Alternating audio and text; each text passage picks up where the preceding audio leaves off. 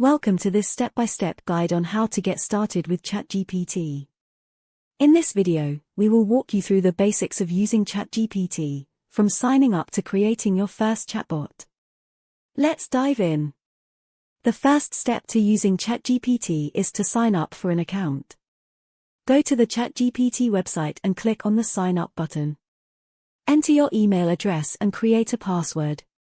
Once you've filled out all the required information, click Create Account. Now that you have an account with Chatgpt, it's time to create your first chatbot. Click on the Create New Bot button and give your bot a name and description. Choose a language and then select the type of bot you want to create. Follow the prompts to customize your bot's responses. Once you've created your chatbot, it's important to test it to make sure it's functioning properly. You can test your bot in the Chatgpt platform by using the Test Bot button. Try asking your bot some questions and see how it responds. Congratulations, you've created your first Chatgpt chatbot. Now it's time to publish it so that people can start using it.